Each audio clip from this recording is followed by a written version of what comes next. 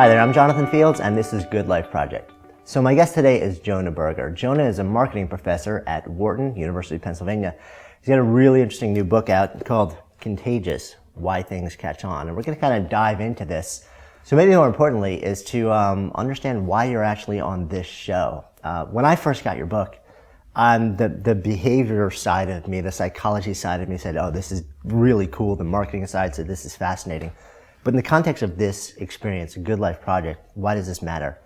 And what I really started to think about is the fact that, you know, most of the people who watch this show, most of the conversations are largely about starting something or growing something. You know, whether it's a movement, whether you're an entrepreneur, whether you're an artist who's trying to build a body of work and a reputation and a brand and a living. It's all about how do I create something really powerful that makes a big impact, and then how do I encourage that to ripple out into the world? And this is what you've been basically focusing on for a number of years now, and what the book is all about. So let's kind of dive right into it. You know, the book is fundamentally about how things catch fire. And I mean, before we actually even dive into what the book is about, I'm curious what led you to be so curious about exploring this. You know, I've always been interested in social influence, so how one person's behavior affects another person's behavior. And as many people did probably in your audience, I read the book The Tipping Point about a decade ago, was fascinated by the ideas in it, wrote Malcolm Gladwell an email saying, hey, I love your book, is there anything else I could look into? He recommended a couple things here and there, but he didn't actually come up with much. He said, you know, there's not much research on this particular topic. And so I started both in undergrad, through PhD, through now being a professor, trying to understand, well, why do people talk about and share some things rather than others? Why does content go viral on the internet? Why does some products, brands, and ideas get more word of mouth? How does social influence work? And we spent about the past decade studying these ideas. And finally I said, you know, maybe we have enough here to really help people. As you know, academic writing is interesting and helpful, but it's often sort of esoteric and hard to read. And so I thought, wouldn't it be great to bring these to life in a more popular perspective? Yeah, I mean, and it's kind of fascinating too, because when you look at, you know, the word viral is such a loaded word to start with. And there are, you know, huge companies spending a ton of money trying to actually figure out how do I reverse engineer, you know, creating something and just letting the world talk about it where I can light a flame. I don't have to spend money on it. And I think a lot of people have sort of like thrown everything they can up against the wall and come back and said, oh, there's no formula, there's no system, there are no rules, there's nothing. It's just, you just create something, and if you just keep throwing enough things up there, maybe one thing is going to hit. And you're saying that there's, you know, there may be some, you know, unmanageable or uncertain, you know, there may be parts of it where you really can't identify exactly what it is, but there's a much bigger framework. I mean, there is a formula to that. And I think, I mean, as you mentioned, big companies are trying to figure this out. But these ideas, I think, are most important for entrepreneurs, small businesses, nonprofits who don't have a huge advertising budget, who can't spend millions of dollars to put up a Super Bowl ad or find a celebrity to talk about them or tweet about them. And for them, the issue isn't how do I get 1 billion views? The issue is how do I get 1,000 views? How do I go from a coffee shop that no one knows about to something where people in the neighborhood congregate around? How do I build that movement? And while there's a lot of hype and interest around making things viral, and that's good, actually a lot of word of mouth is offline. And so what we've done in this book is really say, okay, we can boil these things down. It's not luck, it's not chance, it's not cats. There's a science behind why people talk and share, the psychology of talk. And so in our various studies, we kept seeing again and again certain principles popping out. And this book has boiled those principles down to help people think about how to use them to make their own ideas or products catch on. So let's back up for a second though, because you just said, okay, most word of mouth is actually not online. Talk to me more about that. Yeah, so I think we have this intuition. I often ask people, well, how much word of mouth is online, whether it's on social media, on blogs, and people usually give some number around 40%, maybe 50%. Sometimes if you play Price is Right, they'll go up to 60% or down to 30%. It's probably age also, based also. So younger is probably going to say a lot more is online. Yeah, and it's clear why we think that, right? So there hardly a day goes by where there's not some article either online or in a big digital outlet or big media outlet, you know, this new thing about Facebook, this thing that Twitter's doing, something on Pinterest. Last year it was Foursquare. So the technology gets a lot of attention, but the answer is actually 7%. 7% of word of mouth is online. Most of the things we talk about and share about are offline, right? I mean, think about all the conversation we have. Sure, we do spend time on the web. By some estimates, 2 hours, 2.5 hours. It's higher for younger folks. But we spend a lot of the rest of the day talking and sharing face to face, right? Talking with our colleagues at work around the water cooler, having dinner with our family, or having a beer with our friends. And those face to face conversations, while there's no record of them, no one's recording it or writing it down, has a big impact on our behavior. Yeah, I mean, the 7% number is really surprising. I'm 47 years old, so I should be of the generation where I'm like, oh yeah, well that makes perfect sense. Yeah. But to me, it's surprising also, maybe just because there's so much chatter that happens about, Yes. People don't talk about the conversations they're having privately here and there, so. Yeah, and I think just because they're not written down also, right? So Twitter, you can go back and say, oh, well, I did write that message. You can or actually someone look at it. But if the conversations were recorded, they would amass a huge amount more than what's on Twitter or on Facebook or all these other things. Yeah.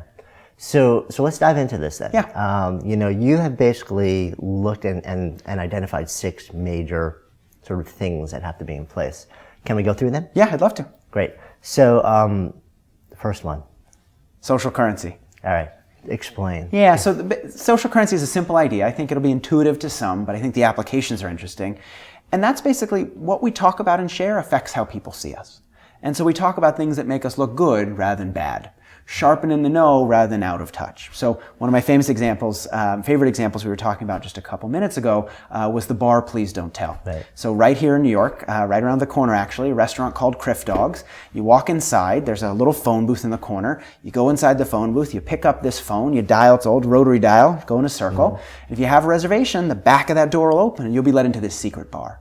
They never advertise, yet they're full every day. They made it really hard for people to find out that this thing exists, yet everyone who knows about it talks about it. And because it seems like a secret, because it seems like you're an insider if you know about it, people talk about it and share it because it makes them look good to know it exists. It makes them seem special and in the know.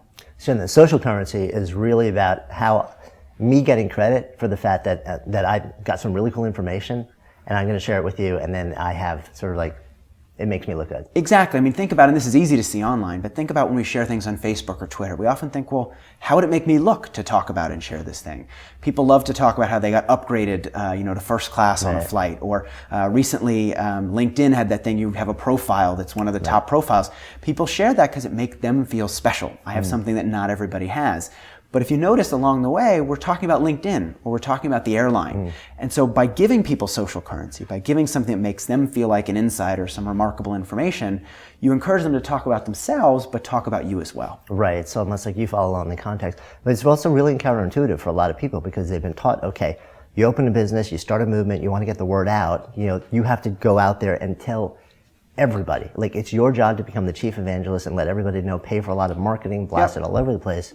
What you're saying is that sometimes doing the exact opposite can create something which seems so private and so elusive so that the people who do know about it become like the biggest mouths on the planet because they want credit for knowing about it. But it's interesting. So restricting access is one way, as you mentioned, not giving it to somebody.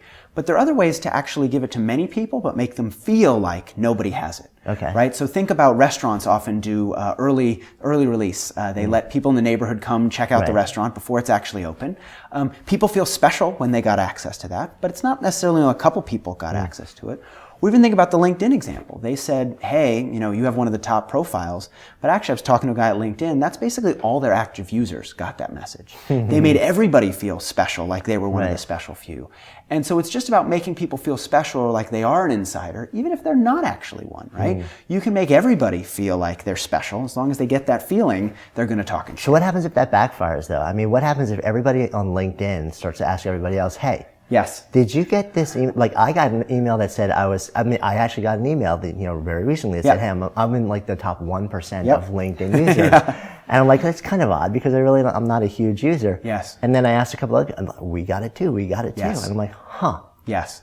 And so I think you're very right. You have to be careful, right? You don't want to do something disingenuous or tell people they have something they don't actually have, but you can figure out different ways to make people feel special. So it's almost like you have a sports team of kids, right? And different kids are better or worse at different things, but you want to make everybody feel like a part. So you say to one kid, oh, you're a really good fielder, and the other one, oh, you're a really good hitter, and oh, you're really good something else. Even about making different items on different days of the week, right? So it's a scarce item. Everyone can get it, but it's only available on Tuesday. There's a great restaurant in Philly that does this. They have fried chicken and they have donuts, and they sell them at a certain time of day, and once they're sold out, they're gone. Anyone can get them, right? But they're only around until they sell out. And so by doing it, it makes people feel special that they've gotten one, and they want to share that with everybody else. Yeah, I mean, it's really fascinating the way that works. So that's step one, social currency. Yep. Right. And so let me ask you also something before we move into the other ones. Are these things where each one of these 6 things, do they all have to be present, or is it the more you have present, the sort of like the more chance that you have of this all working? Yeah, so I like the analogy of thinking about a Cobb salad, like a recipe for a Cobb salad. If you ever had a Cobb salad, it has eggs, it has turkey, it has cheese, it has bacon, a whole bunch of good stuff. It's one of my favorite things to eat. But if you think about it, the salad's still pretty good if you don't have the cheese, but you have everything else. Or it's still pretty good if you don't have the eggs, but you have everything else. And so I think these steps are just like that. If you can apply all of them, even better. But if you can't apply every single one, it's still going to be pretty good. That said, I think the more you can try to apply, or the more you work on the hard ones, the better off you'll be. Some of the greatest examples of applying these, one of the examples I talk about in the book is will it blend? That famous example where someone drops an iPhone in the blender and watches it go to shreds. Now you could say if you're a blender company, well, what's remarkable about a blender? Nothing's remarkable about a blender. You can't get any social currency behind a blender. But they did, and that's what made it so viral, right? That made people talk about it because it was so surprising to see that from a blender. So I think the more you push on as many steps as you can, the better off you'll be. Yeah, and I think what you were just sharing also is that, if you look at a product or service or something and you don't feel like, oh, innately this is actually something where it's just going to spark this massive fire. Yeah. Look deeper, come at it a little bit differently, because there may be some, I mean, like you said, blender. Okay, boring.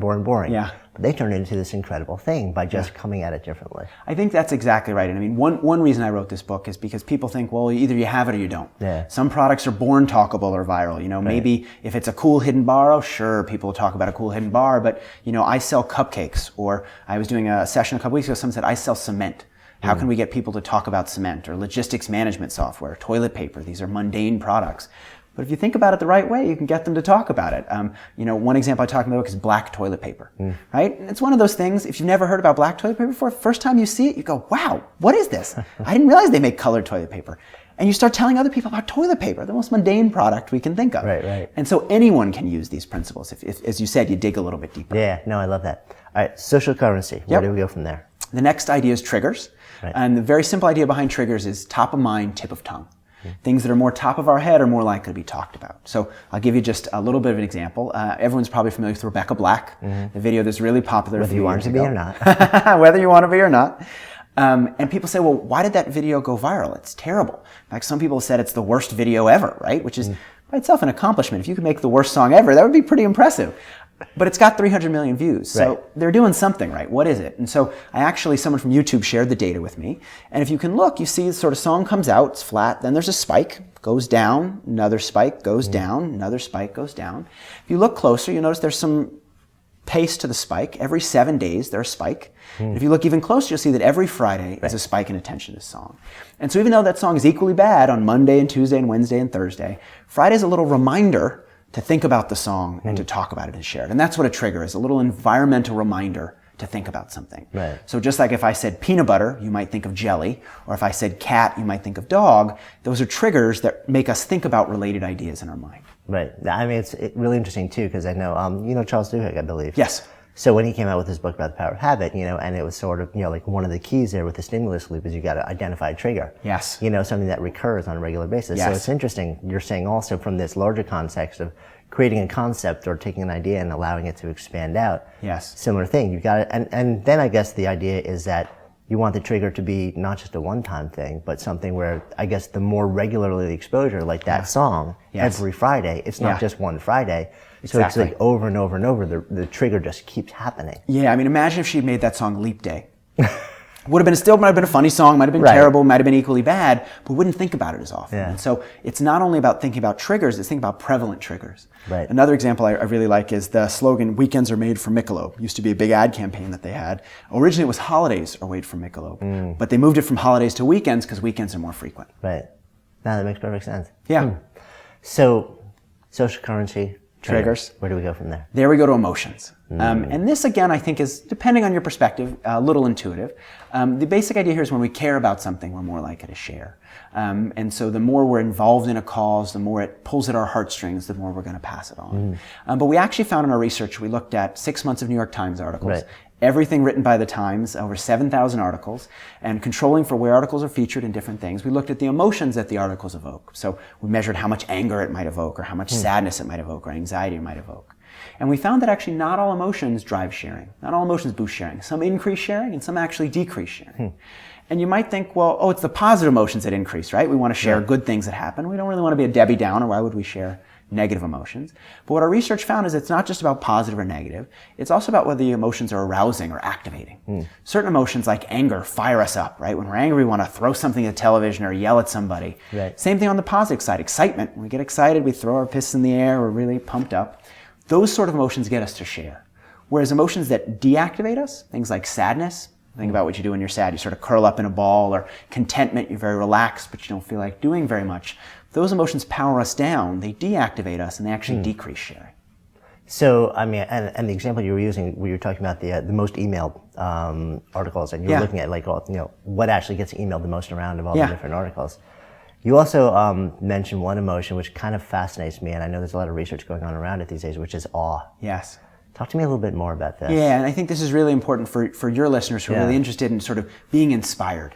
And when you get inspired, it's a highly activating emotion, right? One thing we noticed when we did the Times analysis was science articles kept popping up as highly likely to make the list.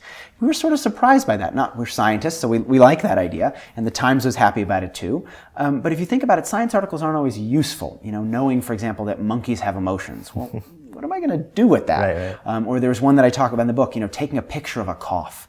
Right? Okay, taking a picture of the cough, that's neat, but what can I do with it? But what reading an article like that does, it inspires us. It makes us feel like we can do things we didn't think we could do before. And it also inspires us to pass that content on. When we feel that state of inspiration, we want to share it with others. It's almost like religious awe. Thinking about one great thing that prophets used to do, or other people that built religions, was inspire their followers and encourage them to bring in more people and believe in that underlying cause. And so I think if you're building a movement, you can inspire your followers, your listeners, your customers to become evangelists for you, and not necessarily in the religious way, because that has some negative connotations too.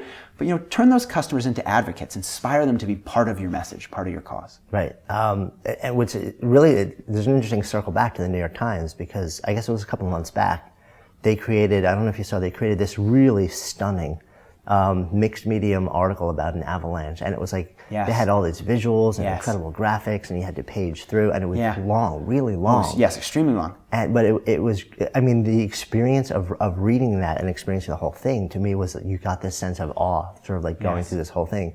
From what I understand, it was like one of the most, read and shared things that they've ever done. Yes. Yeah, and I think what you point out there also is stories, one thing maybe we'll get to in a couple minutes, but they really evoke that emotion, right? We can get more involved in a story. A little tidbit, a little nugget, it might be fun to consume it, but it's hard to evoke emotions in a soundbite. Whereas you get people involved in a story, they're chasing every detail, they want to know what happened to those skiers in the avalanche. Right. And along the way, they're tuned in for the end. Right. So, and you're saying, negative also can spark a lot of sharing, which makes a lot of sense, because, when you look at the media these days, fundamentally there's a huge negative bias across almost all media. Yeah. And you would have to imagine that they're running numbers on that, and they all know that, the coverage is slanted negatively because it's good for business. Yeah. I think there is that old news adage, if it bleeds, it leads. Right. And I think they have the notion that, well, if we talk about, what's in the water that might be killing our kids, or, find out about this danger that people are going to tune in. I'm not suggesting that we go negative necessarily. Right. I think it's just the way we're wired fundamentally. To a it certain is. extent, we attend more to negative information than we do to positive information, and negative also helps cut through the clutter. We see some positive information, whereas if it's negative, we feel like we need to pay attention. But there are ways to make positive emotions like awe viral, or other positive emotions, excitement or humor, and so we can play on the positive side, but be arousing and be likely to be shared. Right. Do you think it's harder? I think it is harder to get attention for positive emotion, just because people say, oh, it's positive, this is good, I don't need to do anything. Whereas negative emotion signals we need to do something, right? Some state of the world needs to be changed. So I think sometimes it is hard to really get people fired up about positive things, but you can see lots of examples of companies and individuals that have done that well. So the Coke Happiness Project did a pretty good job of that, right? Inspiring people to feel positively about Coke, a big, big brand. Or I talk about Susan Boyle in the book, a case where, there's this heavyset woman, she starts singing, you just go, wow, this this is impressive. And that is positive. And I think as long as it's authentic positive, it can really get people engaged. Yeah, and I guess that's where some people can get in trouble because they'll hear this conversation and be like, oh, I need to go manufacture awe. Yes. Or I need to go manufacture some sort of like big, inspiring, like type of thing, rather than, and I think people feel that. Yeah, I think, one important thing is you need to be authentic. Yeah. Right? As you're mentioning, if you're not authentic, people can tell. No one wants to share something that looks like an ad or seems like a persuasion attempt. They don't want to talk about features. But if you can engage them, if you can inspire them, if you can take advantage of social currency or practical value, the other principles, they will share because they don't feel like they're being marketed to. As soon as we feel like we're being marketed to, we turn off and the tune defenses out. go up. Yeah. So from emotion, then we move to public. Okay. So public is one of my favorite things in the framework. And the very simple idea there is we tend to look for others for information. So if you're looking for what restaurant to eat, for example, I'm here in New York for a few days trying to figure out where to go. So I look in the window, I say, well, what's full? If it's a restaurant's pretty full, it must be a good place to go. If it's empty, it's not so good. So we use others as information, this idea of social proof that's been around in psychology for decades.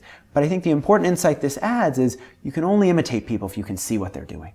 Right? If you can't see inside that window, if you don't know how many people are sitting in there, it's going to be hard to use that as a signal of quality. Right. And so by making things more public, easier to imitate, it makes them more likely to catch on and become popular. One of my favorite examples with this is Apple. And this is an example everyone can relate to because many people have laptops.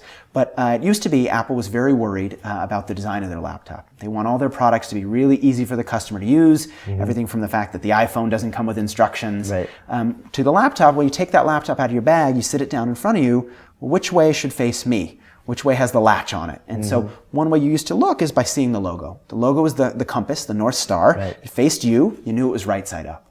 But what they realize is if it faces the user, when it's closed, when it's open, it's upside down for everybody else. And so they actually made it harder for the user. They flipped the logo upside down for the user because they want to make it easier for everyone else to see.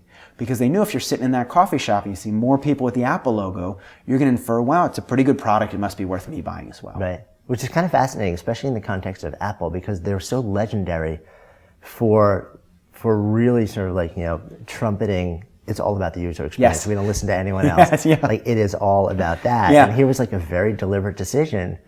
To value, basically marketing exposure over user experience. Yeah.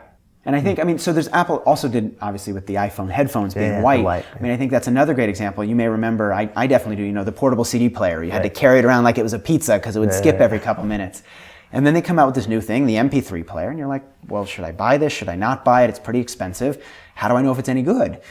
The fact that their headphones were white made them stand out, which allowed you to say, well, okay, now I'm seeing more people with white headphones. That device must be worth buying. Whereas everyone else with black headphones and no one could tell what they were listening to. So, and it's really interesting because, a lot of people would probably say, okay, I'm trying to start something, but it's not innately public, So it's the type of thing where then you just sit there and brainstorm, okay, how can I in some way tell the story in a way, or how can I recraft it, or how can I make it something where it's public, people can see it? Yeah, you have to figure out how to make that private public, right? Make the fact, and the idea again, customers turn them into advocates. If people like your product, why not use them, or your idea, why not use them to help it spread it to other people that might like it as well? We tend to be friends with people that are like us, who would enjoy the product. How can we get them to spread the message on? And so everything from simple ideas, right? Like using bags that have a logo on it. Really simple idea, but a way for people to tell that you shopped at a particular place.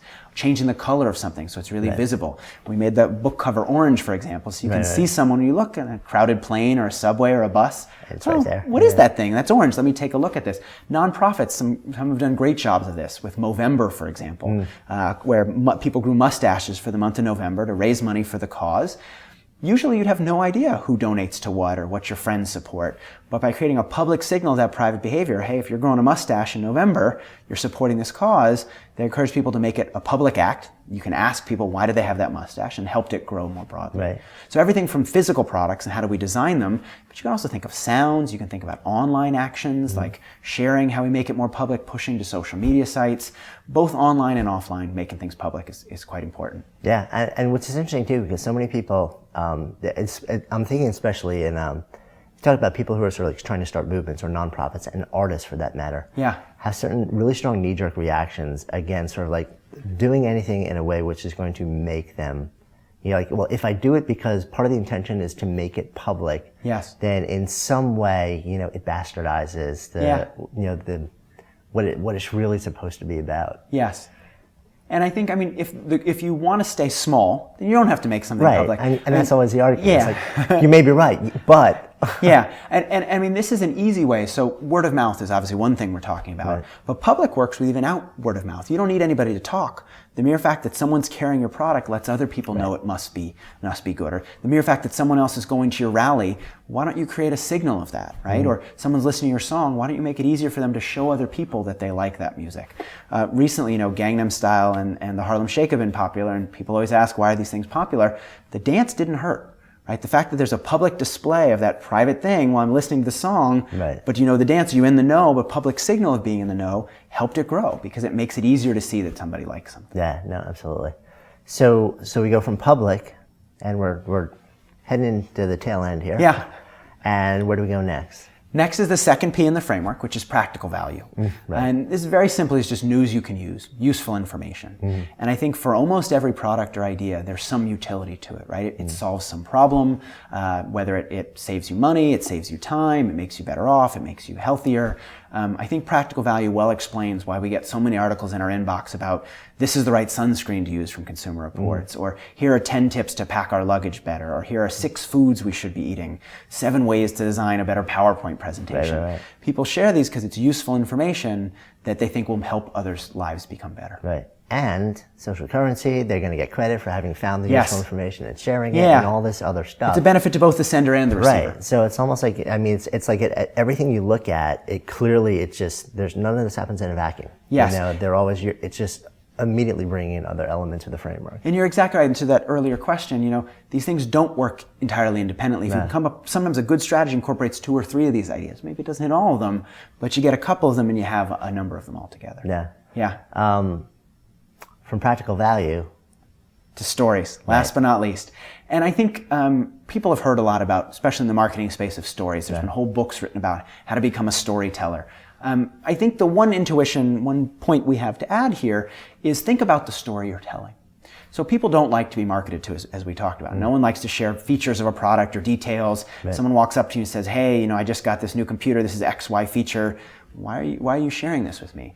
But they will share stories. They will share narratives about, a bar they went to that made them look good, or a piece of useful information.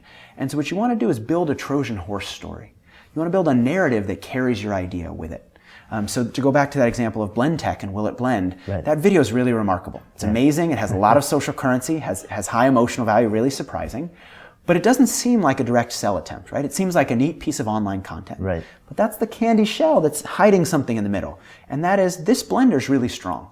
You can't watch that video without learning or tell that story without that integral detail that it's a really strong blender.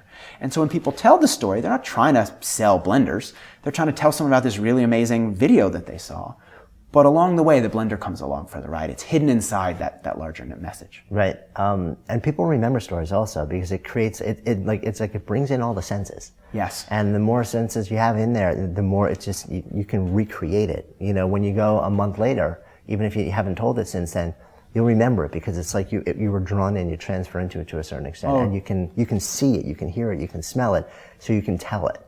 Whereas if it's data, there isn't that recall. So, the greatest piece of data in the world, but if you don't actually remember it, even if you want to share it, you're not going to share it. Yeah, I mean, the nice thing about stories, as you alluded to, is we want to find out how it ends. Yeah. Right? You tell someone the beginning of a story, as long as they tune in for the beginning, they want to stick around for Act 3 and figure out what's going to happen at the end. That information gap. Yeah. And so if that gap is there, they'll tune in and stay. You have to get their attention. Right. You have to engage them to some degree. But once you've gotten them, you can get to the rest of the story. And so I think the moral here is just, what's that Trojan horse story for your brand, your idea, your movement? Yeah. How can you craft a story or take one from your existing customers or consumers that like your product already, that isn't a direct sell attempt, but along the way communicates your brand, your message, your idea, or the benefit that you provide. Because if you have that Trojan horse, people share it not because they want to sell your product or help you diffuse your idea, but because it's a really engaging story. But along the way, they're passing that information on. Yeah, no, I love that. What's kind of interesting also, and the framework just makes a lot of sense. Thank you. It's like you look through it, and it's like you've done all the research on it. You've been in a laboratory, you've deconstructed language and articles and all these different things. So you've got the hard data. But then when I look back and I see the framework, I'm like, well, yeah, that really makes a lot of sense. I get how these things, and as a marketer and an entrepreneur, I've, probably unintentionally and sometimes intentionally drawn pieces of this. Yes. But I've never sat there and said, okay, from the ground up, can I in some way build this vision, this movement, this, business, this body of work, in a way where I feel I have integrity, it's authentic, I'm not giving in or selling out. Yep. But at the same time, can I bring these principles into it? Because Yeah. if I can strike that balance, then why wouldn't I? Yes. And I definitely agree. Some of these principles, some of your listeners may have intuited a little bit of them already, right? Yeah. They may have picked up pieces here and there. And it's like many objects in our life. Let's take a watch, for example. You say, oh, I know how a watch works. But if you look inside, like, wait, I didn't actually know how a watch works. There's some finer points here that I can learn and take away. And I think that's the goal of the book, to boil down some complex ideas into simple principles that we can actually do something with and apply. Yeah. Because if nobody can apply them, they're not that useful. No, exactly. And something that just popped into my head also is introverts and extroverts, and sort of like how they would relate to this framework differently. Because I think about this and I'm like, oh, an extrovert would be like, oh, sweet, now I have a framework and permission to just go out in the world and, be as public as possible and create triggers and create stories. There are a lot of extraordinary creators in the world who feel like they really don't want anything to do with being public, but they really want their brand, their outcomes, what they're creating in the world to have the greatest impact possible. Yeah. So I'm wondering, like, if you sort of like look through this lens at that framework, whether it's an approachable framework or whether it's not. Yeah. I mean, one thing I think you're pulling on a little bit is you don't want to sell. Right? People aren't interested in sharing word of mouth if it seems like a sell attempt. So you don't want to hit people over the head, buy this, this is the greatest thing in the world, you should do this. You want to take advantage of the fact that people naturally talk to one another. Right. And they naturally share products and experiences and ideas that make them look good, that they care about, that they think can help others. And insert yourself in that conversation. Figure out how to design your message or your idea so it's going to fit better in that information flow that's passing back and forth. I agree with you. Not everyone has to want a direct sell. You don't have to make big logos, right? We've all seen the Polo logo now has gotten huge. And many people say, well, that's I don't want to do something like that. I don't want to have a huge logo plastered over all my products. I don't want to go sell. And you don't have to. But you do have to think about how people talk and share if you want to grow your product, your brand. Yeah, and actually the more thinking about for the more introverted, the more private person, the framework's actually great because you can, instead of saying, I have to go out there, Yes. then you can say, okay, how can I build this into what I'm creating so that it can go out there and do the work for me? Yeah, and I think you might say as an introvert, well, I don't want to be. I'm not the most influential person in the world. How am I going to help this idea or this movement catch on if I don't have a gazillion friends or I'm not really persuasive? And I think the takeaway from the book is it's not about the messenger necessarily, it's the message. How can we build a message that anyone will share, whether they're popular or unpopular, whether they're really persuasive or not super persuasive? Most of us are regular everyday Joes and Janes that talk all the time, and how can you leverage the way we talk to help you grow your own ideas? Yeah, no, I love that. I'm like, all these ideas are popping into my head as we're like having this conversation. I'm like, no, must have paper. I need to write down. So really fascinating work that you've been doing. I'm a little bit curious about you personally. Okay. Can we talk a little bit about that? So one of the things that I've seen with people who like really create some amazing work in the world is this insane sense of curiosity. Yeah. And what was interesting is before we were starting, this conversation, we were just hanging out for a minute. You're looking around, and you asked about something that was in the room. Yeah. That a lot of people wouldn't even key in on because they'd be sort of. Have you found that in your work that sort of like a really intense, persistent sense of curiosity is a driver for you? Yeah, I mean, for me, definitely, I look around the world and I see puzzles. And people puzzles. Well, why did we do that? Well, why did we say this? Why did we buy this? And many times as myself, I'm terrible at making decisions. And I think, well, why did I have so much trouble making this decision? And I think that you're right, that sense of curiosity helps us move forward and think about, well, how can we develop things or solve things? I also think persistence is really important. Yeah. Sometimes people say, oh, you got to be the smartest person in the room. I totally disagree. I'm often the dumbest person in the room. But I think as long as you persist at something, you're going to get somewhere, right? As long as you put that effort in and keep plugging, you'll get to those goals. Right. So when you wake up in the morning, what drives you at this point? For me, I'm just excited to learn new things in this space. I mean, we wrote this book based on what we've done so far, but we're doing a half dozen to dozen new investigations in this space, looking at, well, how does what people share online versus offline differ? How does the medium shape the message? Or how does what we share when we're talking to one person, narrowcasting, how does that conversation differ from a broadcasting conversation when we're talking to many people? And how does the mere number of people we're talking to change what we talk about and share?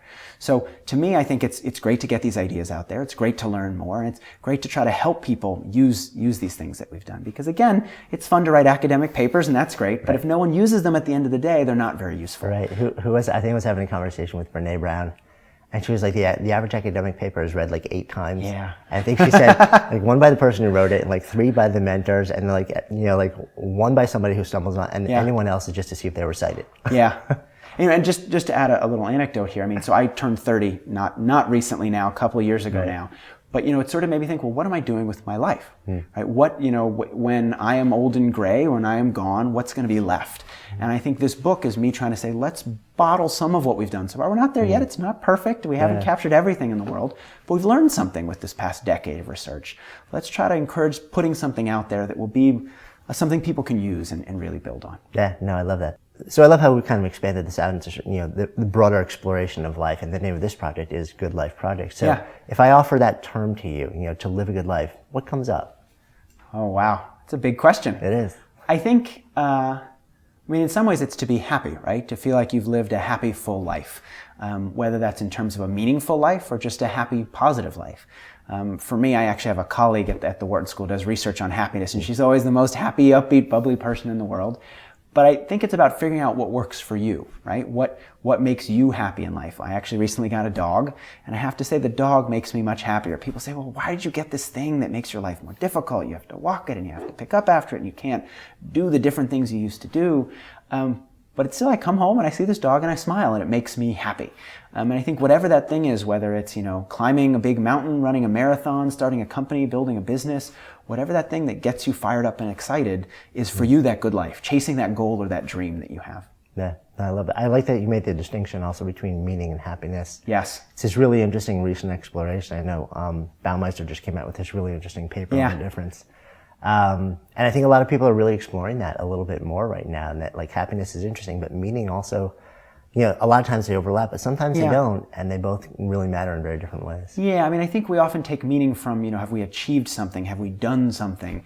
Do we help others? Some bigger, whereas happiness is just that sort of more positive affect. Like, you know, am I just a cheery, positive person? And I think sometimes people might say, well, I'm not a cheery, positive person. Am I doing something wrong? And I think the good is this research you mentioned, and others are sort of showing, you know, you don't have to be happy all the time. If you have meaning in your life, that can be your version of a good life. Whereas other people, for them, a good life is being happy, and meaning is less important. And so wherever you find that utility is what's valuable. Yeah, no, I love that. Yeah. So thank you so much for the conversation. Yeah. Been really fun. Thanks for having me. My pleasure. And my guest today has been Jonah Berger, the author of Contagious. I'm Jonathan Fields, signing off for Good Life Project.